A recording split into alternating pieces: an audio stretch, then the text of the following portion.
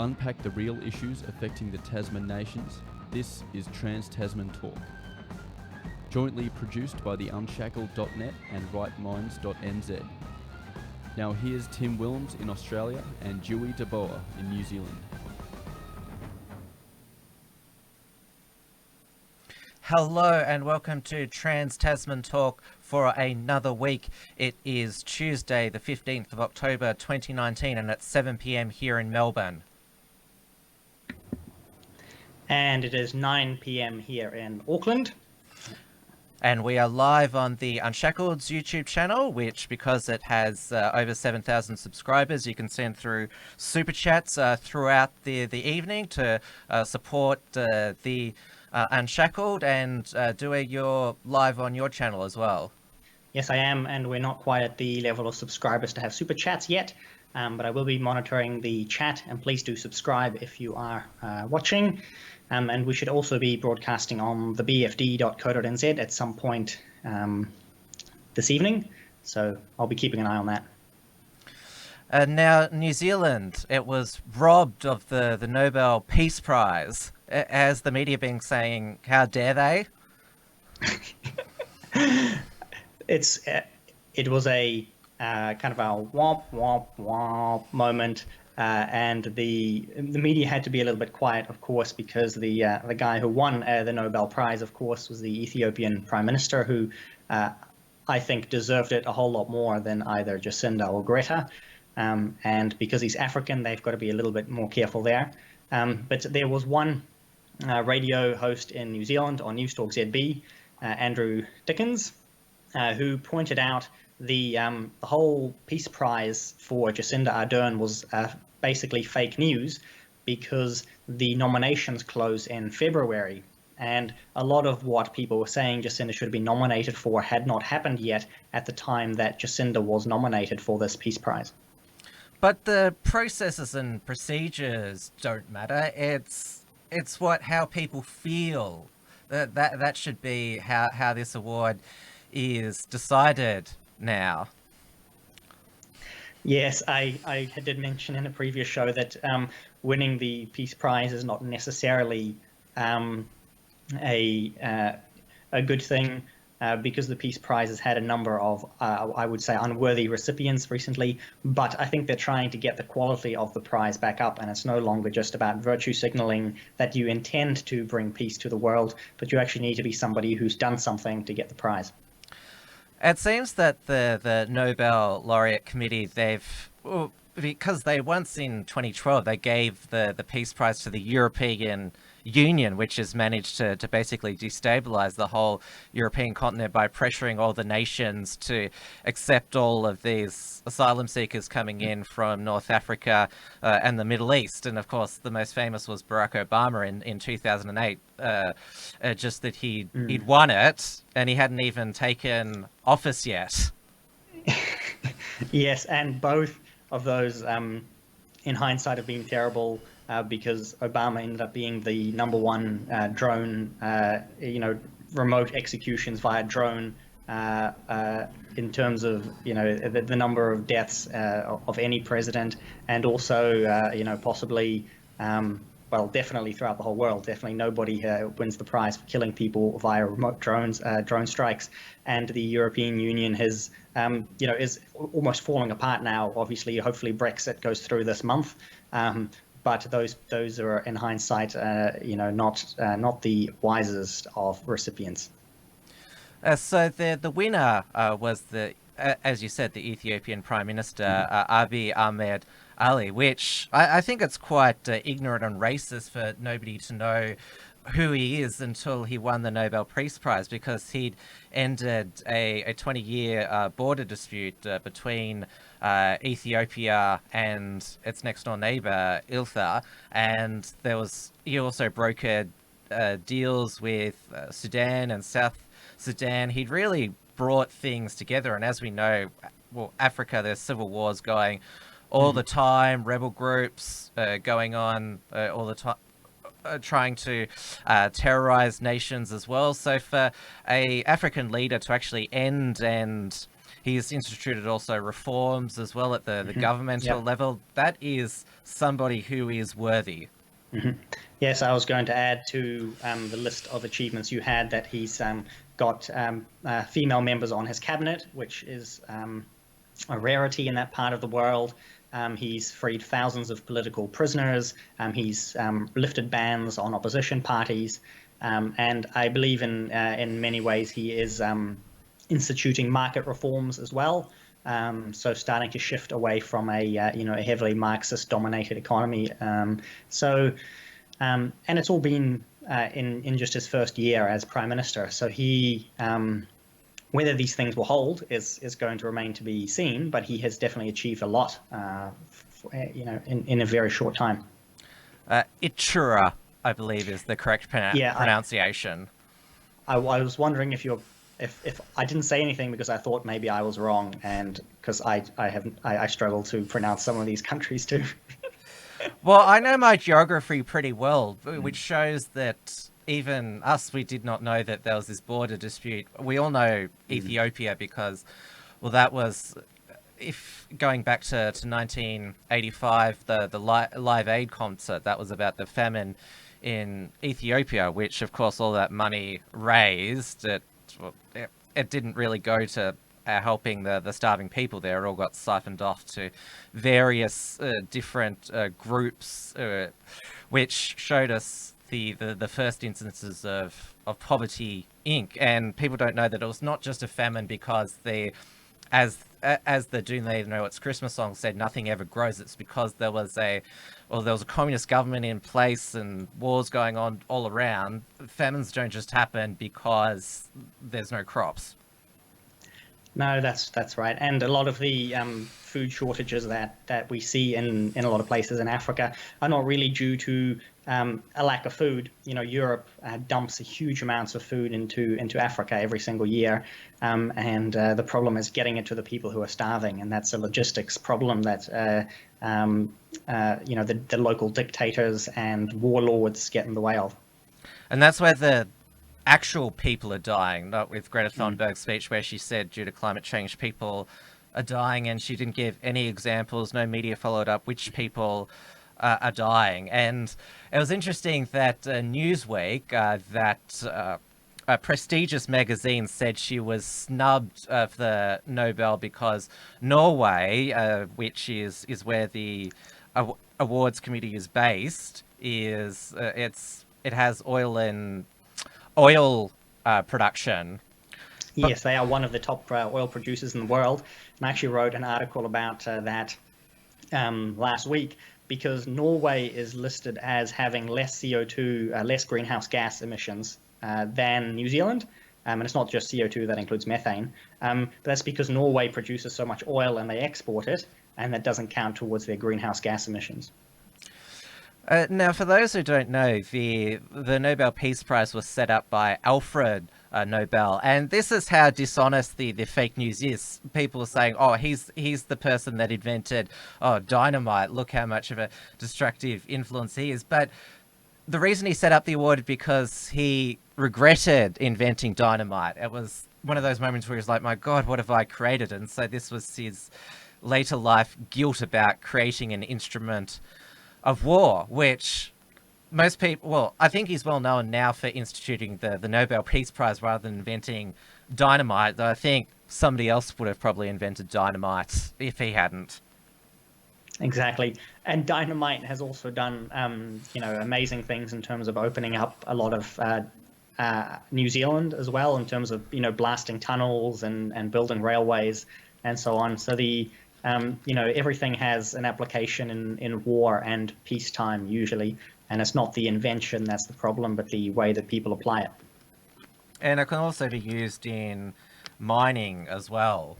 Yes, you do a lot of that in Australia, don't you? Yes, but of course that's all bad now. Building railways, constructing, getting minerals out of the ground, that's all bad. And so, well, Greta, she shouldn't accept an award from a man who invented dynamite. Mm-hmm.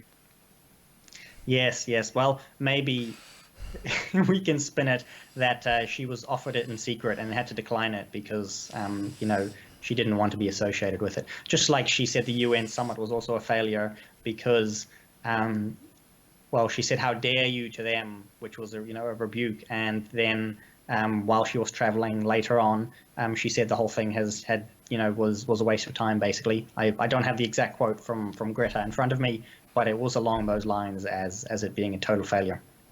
Well, we haven't heard much from her lately, which it seems her 15 minutes of fame is up. But we've seen. Yeah, the 15 minutes of fame of the protesters, on the other hand, is not up. And I believe you've had a continual Extinction Rebellion week going on in Australia. And so would you like to fill us in on that? Yes, so they originated in Brisbane, these Extinction Rebellion protesters, because, well, all these climate activists, they were upset that Queensland delivered the LNP the federal election back in May, because Queenslanders, they wanted the Adani coal mine built in central Queensland, because obviously it'd bring lots of jobs, state royalties to the government. Everybody would win, and it was Queensland basically single-handedly that kept Prime Minister Scott Morrison in the job. And so they've been in a tantrum, these Extinction Rebellion climate protesters. They've been joined by Marxist groups such as Socialist Alternative. So they'd already been disrupting peak hour traffic, supergluing themselves to pavements. Well, they've gotten more elaborate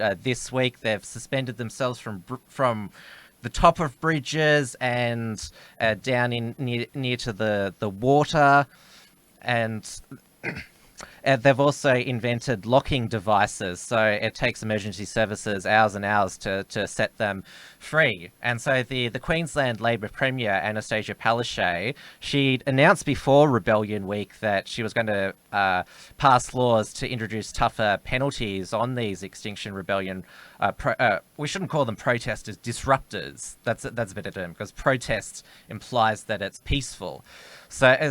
So she's making these locking devices illegal, where you can get large fines and also go to jail. Because what's been happening is they get some pithy fine and no conviction, and then they're out the next day to continue to block traffic again. The poster boy for Extinction Rebellion in Queensland is Eric Serge Herbert, this 20-year-old university dropout, unemployed. He couch surfs on his friends in Brisbane, and his parents lives some of the time with his parents in their mansion on the Sunshine Coast, and he's one of triplets. He's two twin sisters. They're international models who have a large Instagram following and, of course, travel the world, chewing up all the CO2.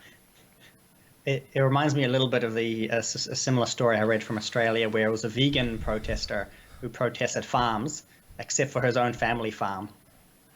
Well, during Rebellion Week, there was actually quite a few Extinction Rebellion protesters who were spotted having lunch at McDonald's. Yes, that's the bizarre one there, but nothing says woke capitalism like protesting climate change and then eating at McDonald's. I think that's the perfect symbol of the times. And the diesel generators they've been using to power their sound systems, and up in the northern hemisphere, their heating devices, trying to hide them behind wooden pallets. It's all remarkably humorous from a distance, but they somehow are very serious about this. Well, there is a vegan fast food outlet. It's Lord of the Fries. We've got heaps of them in Australia. So if you're in New Zealand, we both have a vegan friend who is consistent in their beliefs, and when they go out for fast food, have Lord of the Fries. Yeah, we do have a couple of those here as well, and I have heard some vegans complaining there that other vegans don't do enough to support vegan businesses. Oh, well, that wouldn't surprise me. And now, of course, Melbourne being the far left Marxist capital of Melbourne, the Extinction Rebellion protesters here gave the Brisbane crew a run for their money. So Melbourne's Herald Sun reported on Monday that the total police bill for the the rebellion week in Melbourne was $3 million, 16,000 police hours, 111 arrests, and 45 of those were for obstructing emergency vehicles. And it was interesting. One of the local Patriot activists here, Neil Erickson, he went down to the protest disruption on Thursday morning, and he was quickly removed by police for breaching the peace, even though it's a legal protest. His public presence is likely a breach of the peace. Yes, that's how it's always used, this breach of the peace. If you trigger some people in public, that's a breach of the peace. As I saw a story today from Auckland, the New Zealanders in watching will know the name Adam Holland, and he claimed that he was issued with a public disruption notice yesterday, I suppose, because he said that Donald Trump was a great president out in public and had caused a woman to have a panic attack and spill coffee over herself. That's equally absurd. There may be more to that story, but I just it's similar enough for me to mention it here. Now, the first step that these Extinction Rebellion protesters have demanded governments do is to declare a climate emergency, which even the virtue signaller-in-chief, Jacinda Ardern, she said that that's symbolism and won't work. And it's because her government is having a little bit of trouble getting all the action over the line. But there have been other world leaders too. I follow the Dutch news a little bit, as that's where my origin is from. And the Dutch Prime Minister has actually said the same thing of, let's not declare an emergency, let's actually get things done. And that's the line that Jacinda has been trying to take. And we will see where that gets her. Well, we had in our federal parliament this week the Labor opposition, led by their Shadow Minister for Energy and Climate Change, Mark Butler, proposed that the Australian Parliament declare a climate emergency. The government used its numbers to defeat the motion, but Labor, they've still learnt nothing from their federal election loss. They're having a review. It's now October now, so it's basically 6 months after the federal election, and they still don't know, or they're wanting other people to decide for them why they lost the election, what went wrong. We had the former Labor leader, Bill Shorten, who lost 2 federal elections because he claims that it was a draw in 2016. He lost that election and, of course, lost 2019. He said he's going to be in public life for another 20 years. So you can't get rid of these people. Well, he says, I don't want to go into the corporate world. I want to serve the public. Ah, yes. It's one that we have here in New Zealand with the Labor politicians. They all come like out of union jobs or whatever, and then they don't get real work, and they try and stay in politics forever. And then the National Party seems to be known for more of having a corporate bend, where they try and get business people out of the business world into the party, which is actually an ongoing news item in New Zealand at the moment. There's a local electorate near me called Botany, and there's the former Air New Zealand CEO who's put his name forward for the National Party in that seat. And it's the one seat in the country held by an independent at the moment. He was expelled from the National Party for suggesting that the illegal donations were being made from Communist Party connected, Chinese Communist Party connected businessmen. And he had a falling out, including a number of affairs and so on. This was a sort of a sex scandal from a year ago.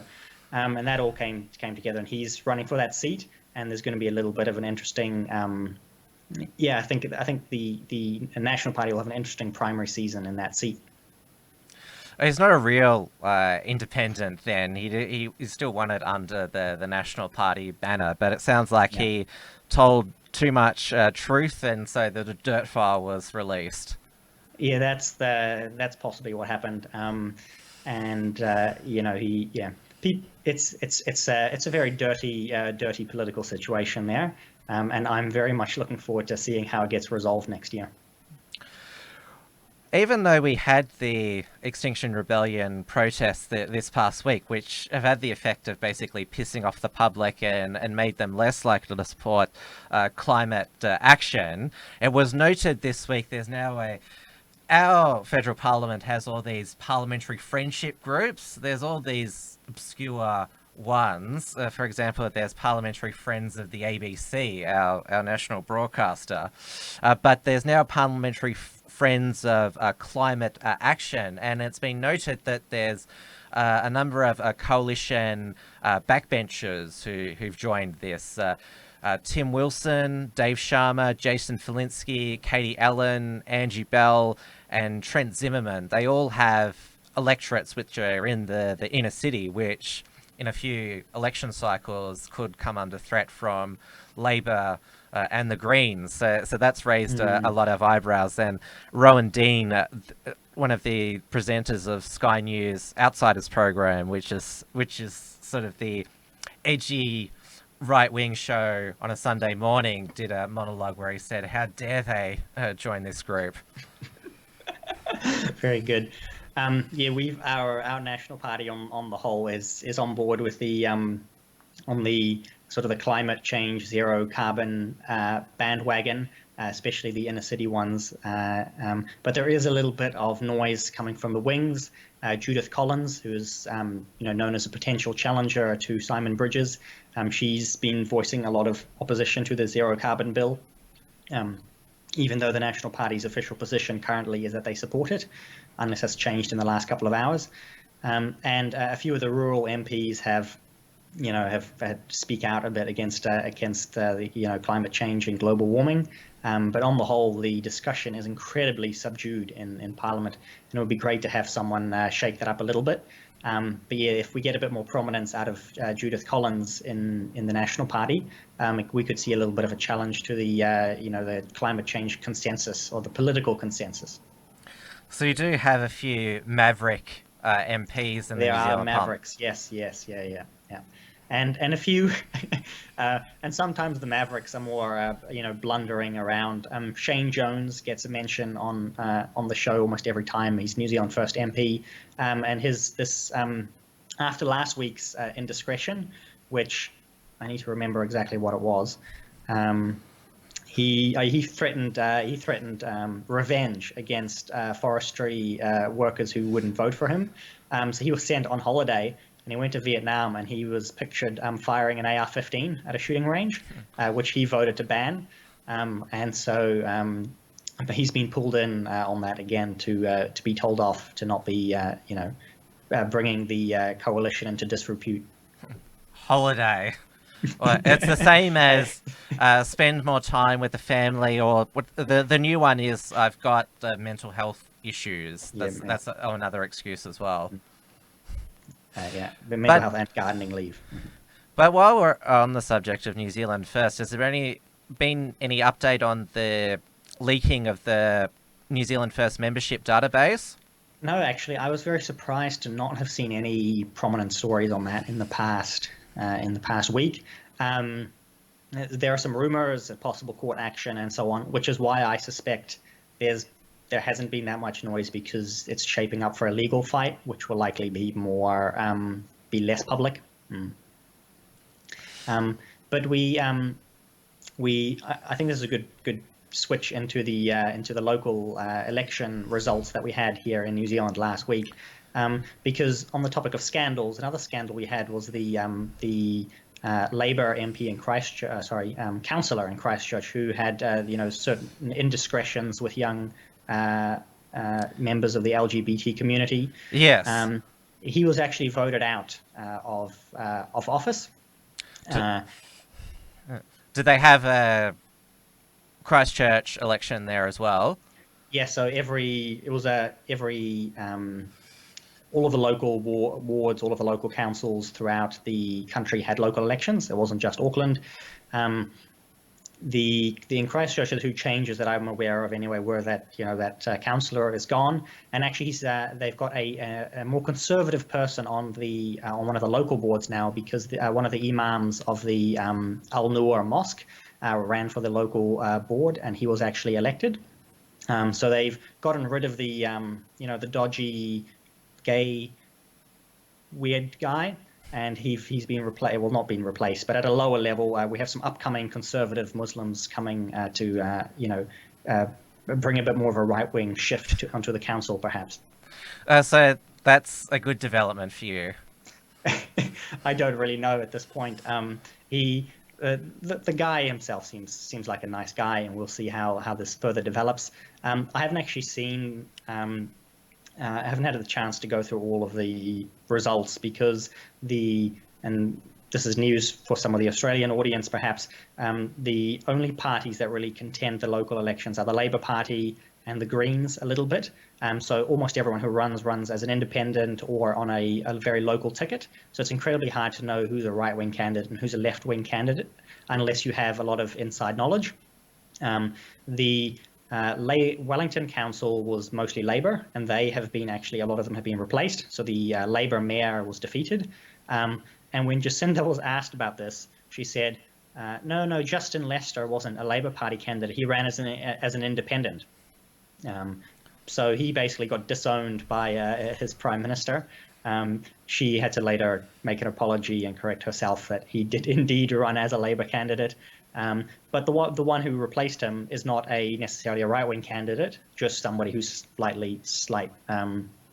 slightly left-wing. And a lot of the councillors who are being replaced was largely due to dissatisfaction with the way public transport and private transport was being handled. So they were blocking all of the roading projects, all of the tunnel projects, and so the entire council was basically thrown out and replaced. And we had one Green Party mayor elected somewhere in the country. I can't for the life of me remember where. And in the Auckland Council, we had very few changes. I saw one left-wing candidate lost, and a couple of the more right-leaning candidates lost in other places. So it's really hard to tell what the overall shift was. And the turnout was down in Auckland, especially at 35%. Nationwide, It was 44%. And that will be shocking to the Australians with their compulsory voting. And in my local ward, we have a one-party state, so you can only choose between the Labor candidates or the Communist candidates. They had 22% turnout. And I've got the results of the big one, which is the mayoral race there. And so Phil Goff, it says he's independent, but he's Labor. Yep. And that what probably confused Jacinda is that Phil Goff runs as an independent in Auckland, but the Wellington candidate runs on a Labor ticket, so she got confused there. But he won about 50% of the vote. But that comes down to about 17% of the eligible, of the people who should have been voting. His challenger, the former Labor Party candidate, got was it 70,000 to 20 odd percent of the vote, and that's very similar as I remember it 2-3 years ago when the previous challenger had that kind of outcome as well. So Auckland is sort of known as the outcome is predetermined. That's why the turnout keeps dropping, and a lot of the candidates are clowns as well. Well, I did like John Tamahiri. He was a good clown. I must say he has been one of the better clowns in recent years, absolutely. And we have had the guy who got third place as well, Craig Lord. He's been making a good show of it as well. He's like a racing commentator, he might do better next time. Who knows? And I believe the fourth place candidate, I forget his name. It's John Hong. Yes, I believe. And I only saw him a week before the election, and I had a quick look at his connections. And he works for like a Chinese communist media connected outlet in Auckland. So we had multiple Communist Party candidates, including Phil Goff this time. So they had the election all stitched up. So in New Zealand, you both have white communists and Chinese communists running for office. That's right. They come at you from all sides. And you've had a big poll that's been released because the New Zealand general election, it's now probably a year away. MAGA 2020 we call it make Ardern go away. So do you want to Yes. go through the poll? I'll go through those two polls. I did have someone in the chat here claim that the Wellington victories, some of the councillors and mayors were more connected to New Zealand First. So that would be an interesting development if that it comes to anything. And coming to the polls, we'll get to the New Zealand First connection too. I'm just going to bring these up on my screen. I should have maybe sent you some of this, but there's two different polls. And the first of these basically predicted what we have seen since the election, which is a Labour Green government. But the second one would see a National Act government instead. And that's the first poll since the election that really has pointed to a change in government being on the cards. There was big news about Jacinda's popularity dropping about 10 points. So she went from, I'm going to give you the right numbers. She went from a high of about 51, 49 to now sitting at about 38. So that's a decent drop since June. But it does put her back to where she was, before March 15. So a lot of this is, the stardust, the fairy dust, the magical Jacinda vibe is disappearing. But she is still as popular, if not more popular, than when she was elected. I think that's something that's important to still raise. But that downward trend, if that continues, if we see another poll like that in December or in January, that could be very bad news for Jacinda. Simon Bridges is a bit more stable with his popularity. He may have gained a couple of points, but he's still only at about 7 to 9% preferred prime minister.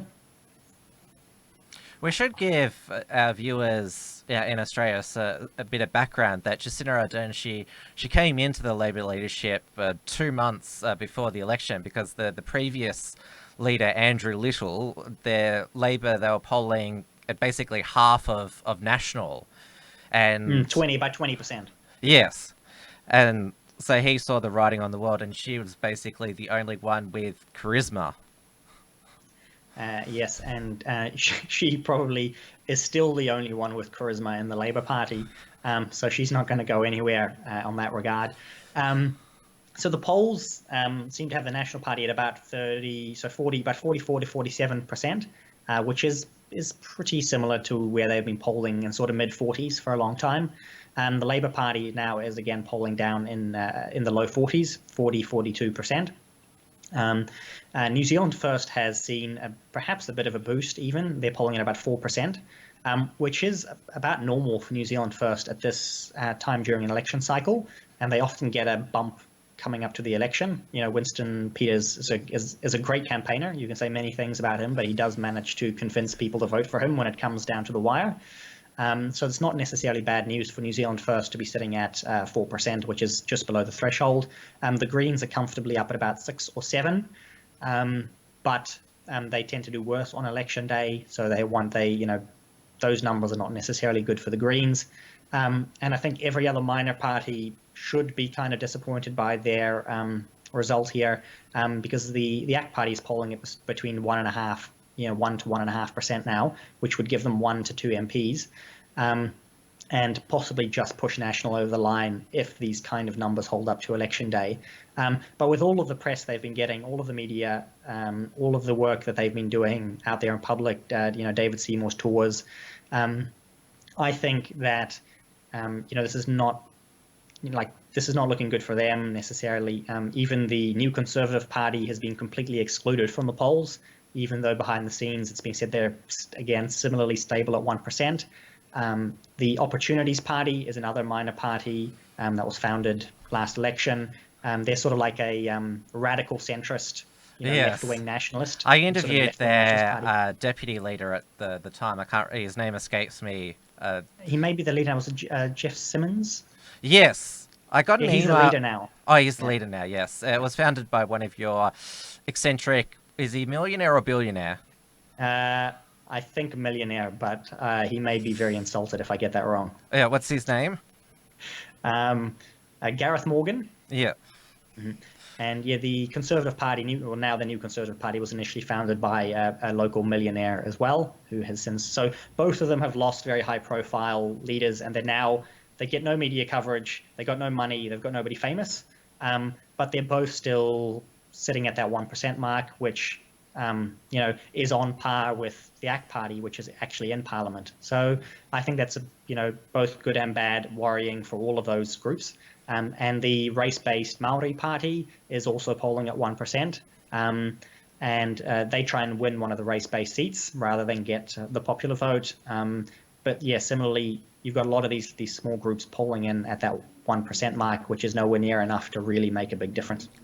ACT, they always get into Parliament because National have gifted them a seat over the years, which is Epsom, which is in the wealthy area of Auckland. I know that Bill English, after the last election, suggested that we're not going to continue that arrangement, but with the polls the way they are, you would think that Simon Bridges would. But the ACT Party, they'd been polling at 0.5% basically since the election, but ever since the Christchurch massacre, David Seymour has been the lone voice for freedom, standing up for free speech for gun owners, and because he's gone back to that libertarian freedom message, it's basically bumped up ACT another 1%.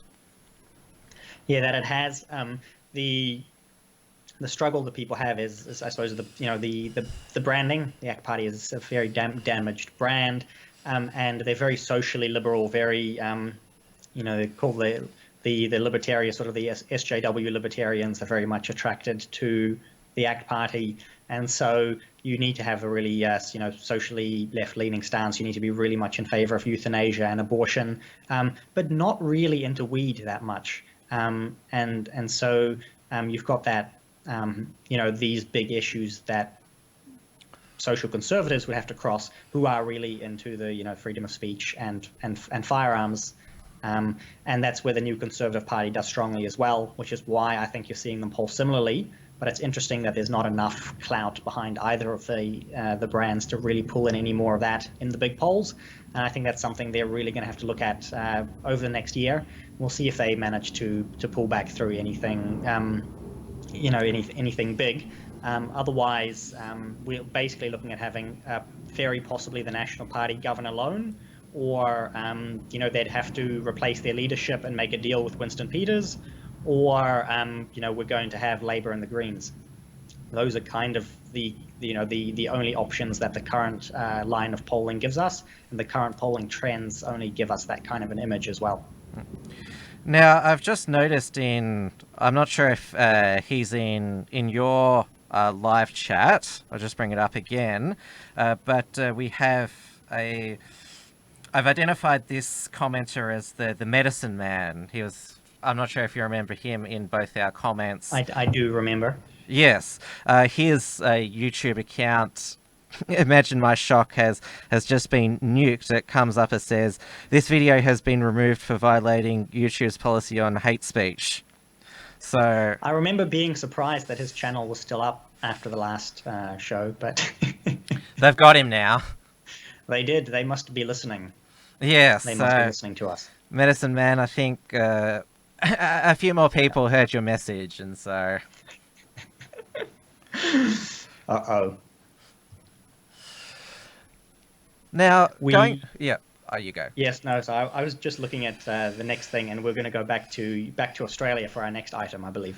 Oh, yes, because I'm not sure if I talked about it last week, but I published on the Unshackled Thursday evening. I termed it anti-Globo ScoMo because Scott Morrison made a speech to the Lowy Institute, which is one of our foreign policy think tanks, basically saying that national, sovereign, democratically elected governments are the best to make decisions for the people, decrying what he called negative globalism. And I also referenced the fact that the left have become increasingly desperate in their attacks on Scott Morrison. They dug up a photo that he had with his family, taken with Prince Harry and Meghan Markle. It was a few days before the election, where Jenny Morrison his wife, it looks like she's making the OK hand symbol on her daughter's arm, and so there was a few people on Twitter demanding an answer from the PMO.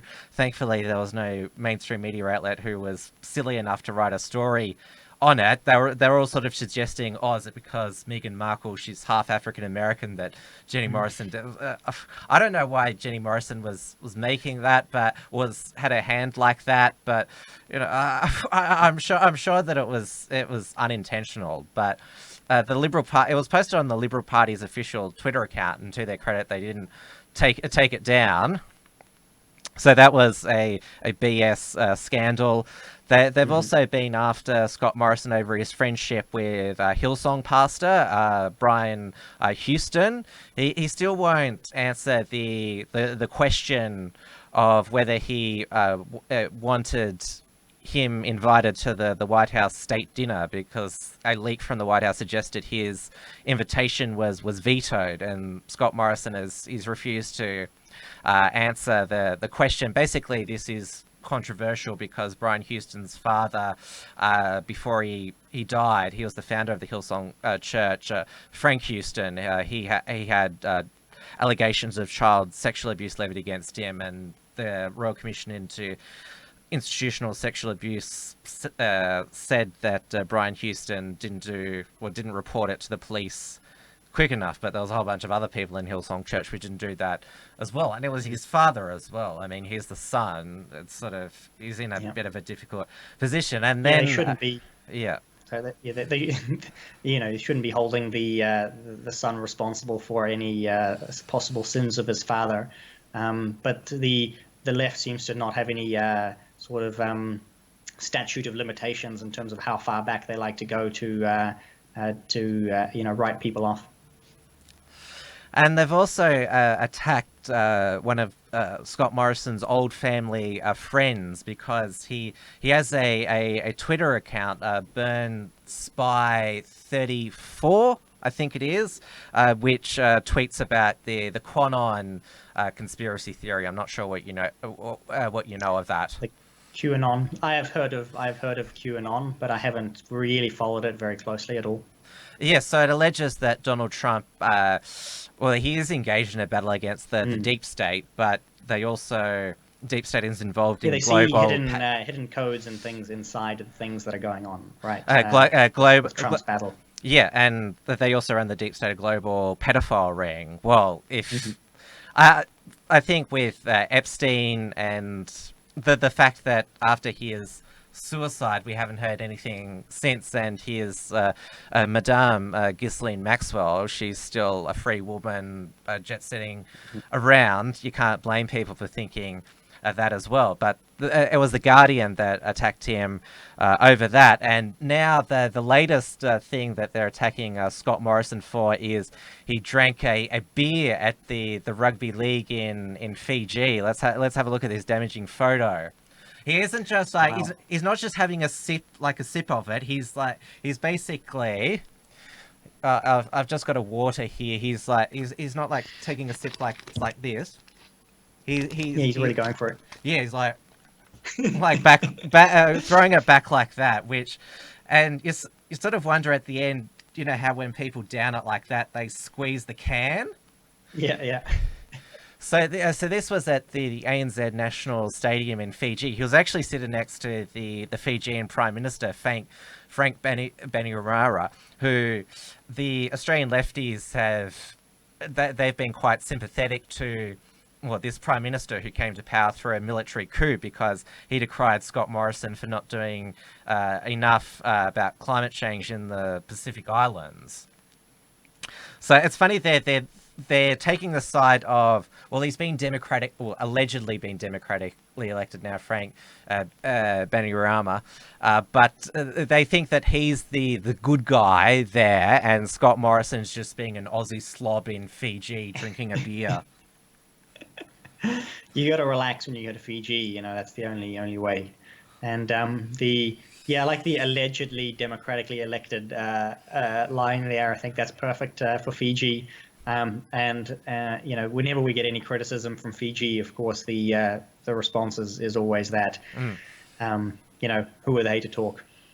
Well, the reason why Frank Brenner said that statement is because, well, he wanted money from Australia, and also because he's getting money from China as well, because China is buying a lot of influence in the Pacific Islands, where Winston Peters, your Deputy Prime Minister, said bluntly is checkbook diplomacy. So that's why Frank is saying that.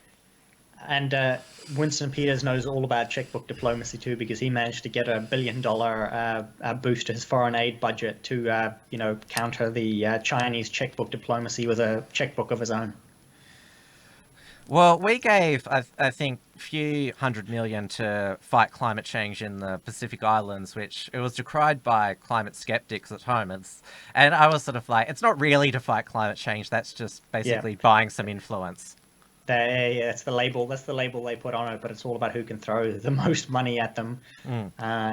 Well, it'll be interesting to see what happens in the Pacific in the coming years or even decades, because the influence of the Chinese there is definitely growing, and they tend to use debt diplomacy as well. So then they go for loans and then take back get ports and harbors in return and so on. So.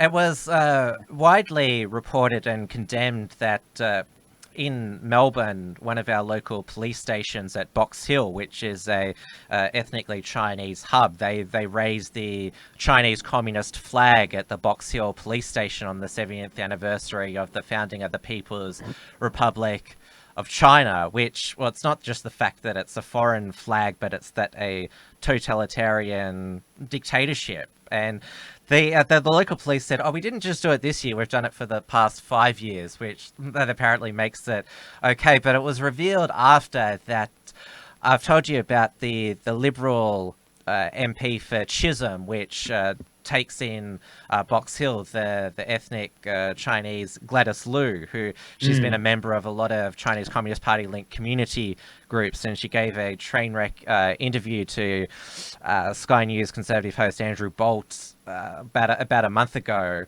where she couldn't explain her membership and wouldn't say many bad things about the Chinese Communist Party. Well, a photo was published after that was reported, where she was cutting a Chinese Communist Party cake at the Box Hill police station on that day. Oh no, that's a classic, of course. And I did see the stories from Australia with the flying of the flags and a few protests against that, but not really. It's quite bizarre that it's accepted to fly the flag of a foreign nation, especially a dictatorship, a repressive dictatorship like that of China. It just boggles my mind that that so few people care about that. We've had two white nationalist groups protest outside the Box Hill police station. First, there was the Lads Society. A week and a half ago, their leader Tom Sewell made a speech outside the front, and then last Saturday afternoon, the Australia First Party they held a similar rally there.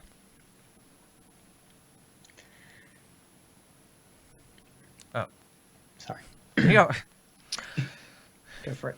But the recent one at Box Hill on Saturday, that only had about half a dozen people there. But the big demonstration in Melbourne was the annual March for the Babies in Melbourne, which it's held as close to the passing of the Victorian Abortion Law Reform Act 2008, which was the first abortion decriminalisation bill to be passed in Australia, which legalised abortion until birth, took away doctors' conscientious objective right. It was the 10th anniversary of the march, because the first one happened in 2009 to commemorate the passing of the bill. It's to commemorate and remember all the babies that have been killed since that law has been passed, and it's led every year by Liberal MLC Bernie Finn, who's probably Australia's most prominent pro-life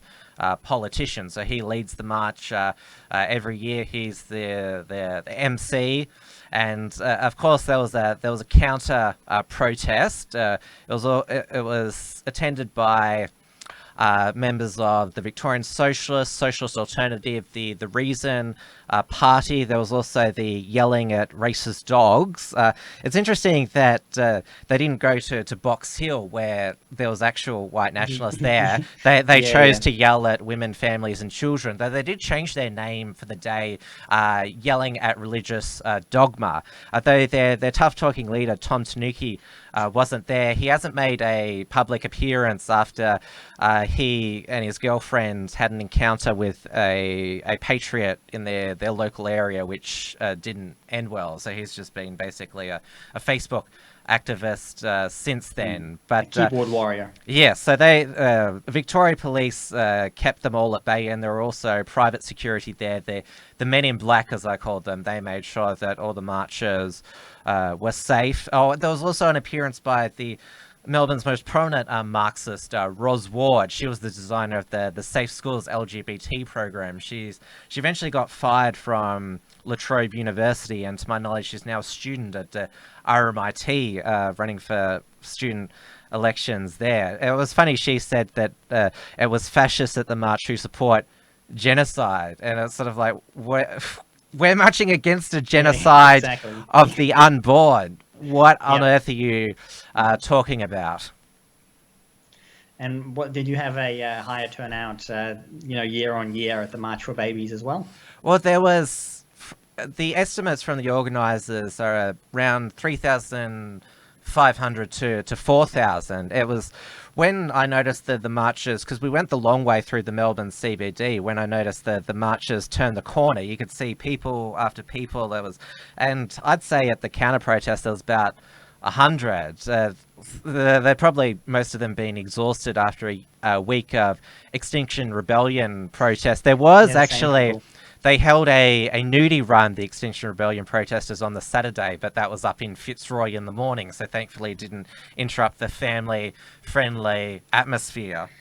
Some the lengths they go to harass families sometimes is shocking. But it's good to hear that things went orderly and you didn't have too much trouble. And we also do have a March for Life here in Wellington in December, 7th of December, I believe, in Wellington. So, people who are able to make it down there should definitely make sure you book some flights and accommodation and so on. And I think we're going to have a massive turnout, at our own March for Life in New Zealand, because with the abortion bill before Parliament at the moment as well, I think we're going to see some huge growth in the pro-life movement here in New Zealand, and in the abolition movements as well. And it's just heartbreaking really to see the lengths that the progressive culturally Marxist left will go through to extend abortion to increase the total genocide that's going on against babies, and a massive obsession with that, and it's quite disturbing. Because it's still, the submissions have closed now, so what's the next step for abortion, New Zealand's Abortion Law Reform Act, which is basically modelled on Victoria?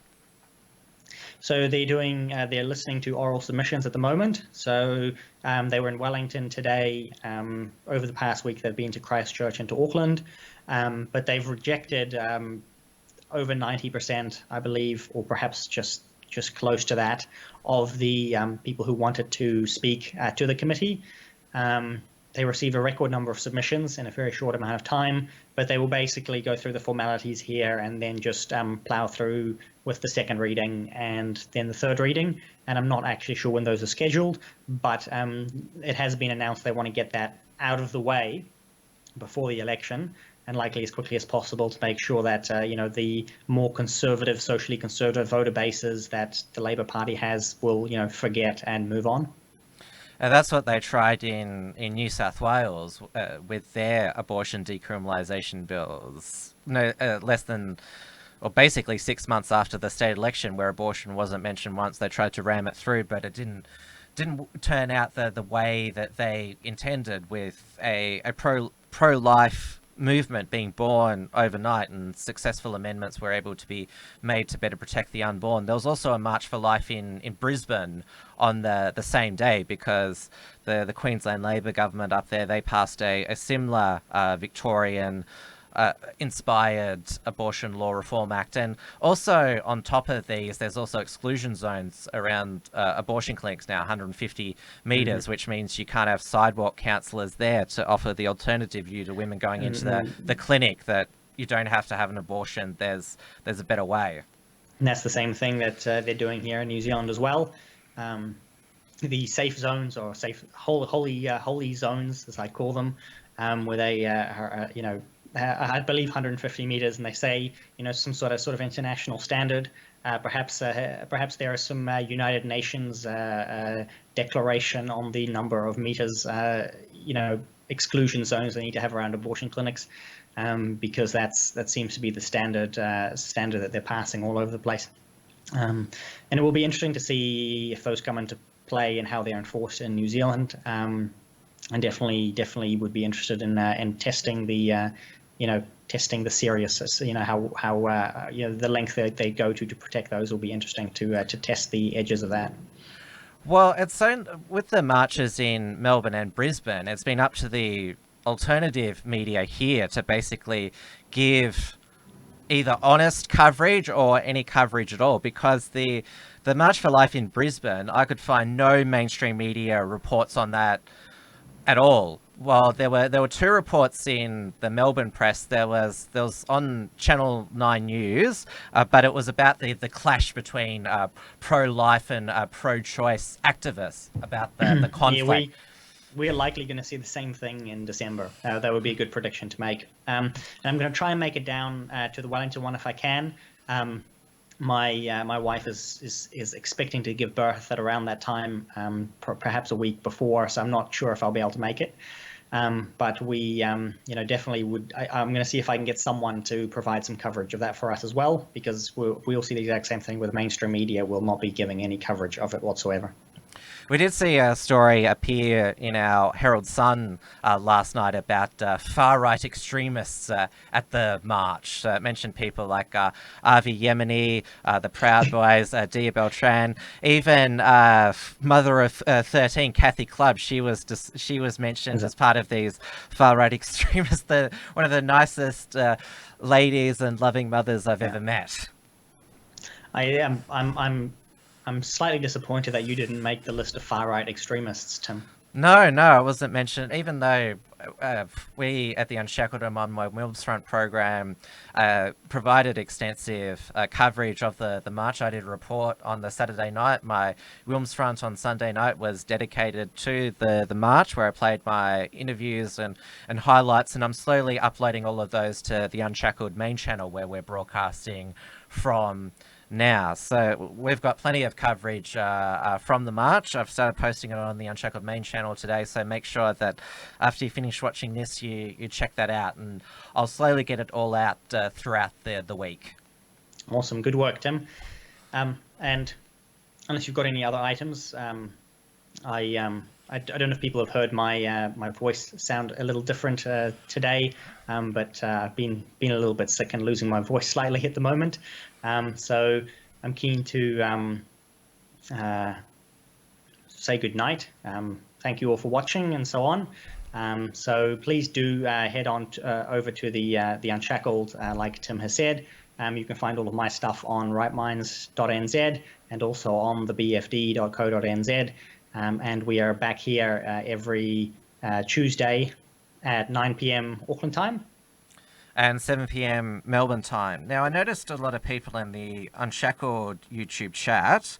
I'm not sure if anyone was doing it in the Right Minds chat, but they didn't get a notification for when we went live. And so a lot of people were slow in getting onto the stream, and so it sounds to me that it's YouTube tricks again, because it unsubscribes you from it doesn't unsubscribe you from the channel, but the bell to allow notifications. So you have to make sure that the bell is on your subscription. It rings for all content that's published on the Unshackled. So make sure that bell is clicked so you get all notifications. So not only can you be informed when Trans-Tasman Talk is live every Tuesday, but also for the rest of the content that I'm uploading for the March for the babies. So just double check your settings there. And I've seen people in the Right Minds chat complain about the like button not working and things like that. And I have been reading the chat, by the way. I haven't read out very many items from there tonight, but we are trying to get up to 1,000 subscribers to support super chats as well. And somebody did remind me to look into entropy as well, which is on my list to do. Like I said, I've been sick for about half a week, so that's why some of these things have fallen by the wayside. But I have read all of your comments. Thanks to everyone for watching and for all the comments that you've given. And I'll, of course, be back again tomorrow night for another episode of Wilms Front on the Tim Wilms YouTube channel. That's at 7 p.m. Melbourne time. I'll have, as one of my guests, the Dusty Bogan. He was one of the few media at the Brisbane March for Life. He's uploaded some videos and interviews over on his Dusty Bogan channel, so make sure you check those out, and I'll get a proper report from him tomorrow night, because I wasn't even able to find an estimate of the crowd there. That's how just non-existent the coverage was. So I'm looking forward to actually having a proper, because it deserves just as much attention up there. And of course, make sure that after Wilms Front on Wednesday night, it's Dear Beltran's weekly live stream over on her YouTube channel, that alleged far-right YouTube channel. Make sure you check out her vlog from the March for the Babies, and also Maddie's Modern Life from XYZ. He's got a vlog from the March for the Babies as well. So we did plenty of coverage down here in Melbourne. So heaps of countering the fake news that was by Nine and the Herald Sun. So there was certainly a lot of us out there in Melbourne. And of course, Thursday evening, the Uncockables, the Australian Alt Media Super Show, 8:30 p.m. Melbourne time, over on the Uncockables YouTube channel, and of course the Unshackled.net. Keep visiting that for all the latest news and commentary, and of course make sure that you support the work of the Unshackled by taking out a membership at the Unshackled.net/membership, or donate at the Unshackled.net/donate. We also have finally had our Subscribestar account approved, so please go to subscribestar.com/the Unshackled. And of course, you won't want to leave without telling the audience where they can support Right Minds. Yes, you can go through to rightminds.nz/donate, and all of the details are there. Thank you very much to all of the supporters who make the work that Right Minds does possible, and thank you very much to all of the readers and all of the watchers and everyone who's been participating on the chat tonight. I hope to see you all again next week. Yes, and as I remind everyone at the end of the week, Trans-Tasman Talk is available as a podcast on my Wilms Front podcast feed, so Apple, Spotify, TuneIn Radio, and Stitcher. You can catch up on it there, and of course the live replay lives on both the Unshackled and Right Minds channel. I think that's all the reminders that we need to give. Excellent. Good night, everyone. Good night. See you next week. See you next week.